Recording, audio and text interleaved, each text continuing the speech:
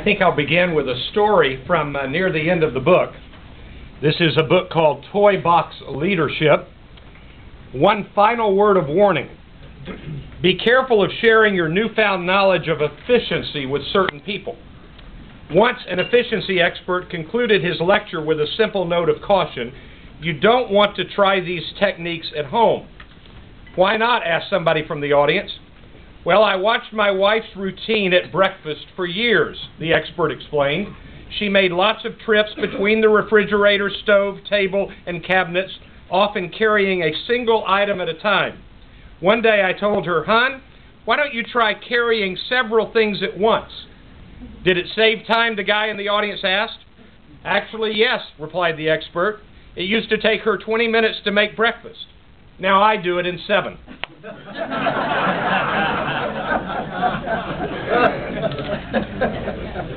The book is Toy Box Leadership. Leadership lessons from the toys you loved as a child. I want you to notice the publisher. It's Thomas Nelson. And this book reminded me of a good contemporary series of sermons.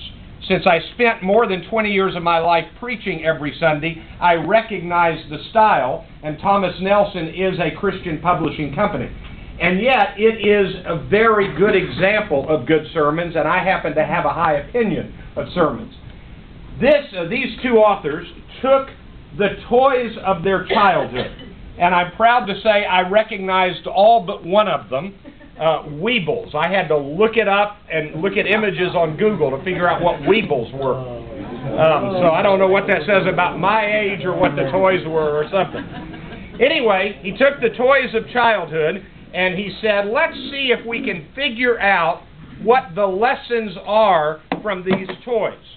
And I thought about bringing the toys and then realized that I would just be playing with the toys. So imagine them in your head and look at the front of your handout, and I'll begin with a few of the quotes.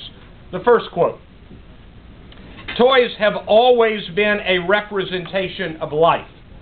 As children, we played with things just for fun, but behind the fun, we learned how to deal with the reality that followed those formative years. While people recognize the value of many skills being learned through play, the area of learning, early learning, gained through playing with toys that is often the most overlooked is the area of leadership. I want to comment and say that studies are being done about how people think differently being raised on video games rather than playing hide and seek. And that's an aside that I won't pursue at the moment. But these toys required physical playing together. And I like that. Drop down 2. Relationships precede market position, sales goals, research and development, or success in the boardroom. Real influential power relates by connecting. This is the chapter on Legos.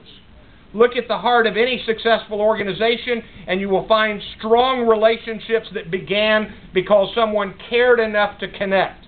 Lego bricks teach us that each individual is interdependent on the next connection for success. That is really true. Drop down 2.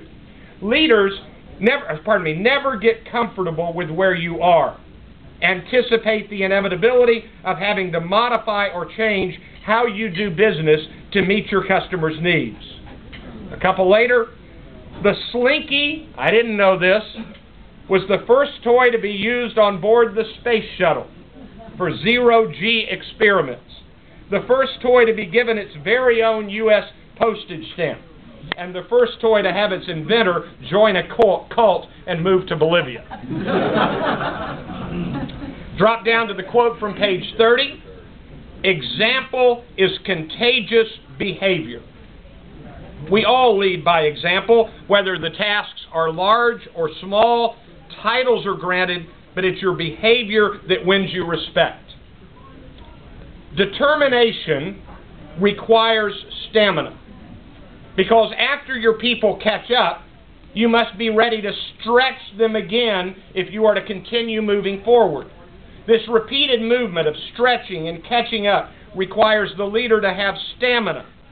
Leaders get their rest during the planning mode, waiting for the back to catch up. In essence, at any given moment, some part of the organization is moving while simultaneously another part of the organization is resting. For this reason, you cannot be constantly pulling, or both you and the organization will remain in chaos, facing burnout. Drop down to the bottom two. Teachability is the willingness to learn. The person who cannot be taught is useless to an organization.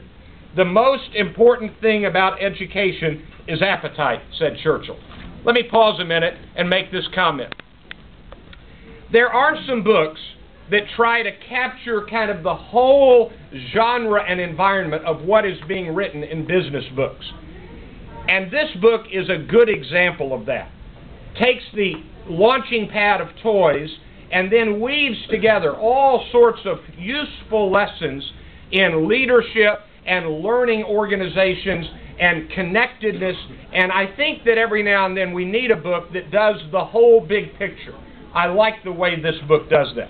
The bottom quote, just because I like it, it's by Admiral Rickover. Great minds discuss ideas, average minds discuss events, small minds discuss people. Turn it over, a few of the ones on the back. Break your routines for a day or two by doing something you don't normally do, such as riding a bike, driving to work by a different route, ordering something you have never eaten, reading a different genre of book, or taking a walk at lunch. He quotes in the book, they quote in the book, Twyla Tharp, The Creative Habit, my previous favorite book from this series. And I like the way that they talk about, as many books on creativity say, be sure you experience something that you have not experienced lately. It's good advice. Drop down two. Mr. Potato Head, great chapter. Listen to this.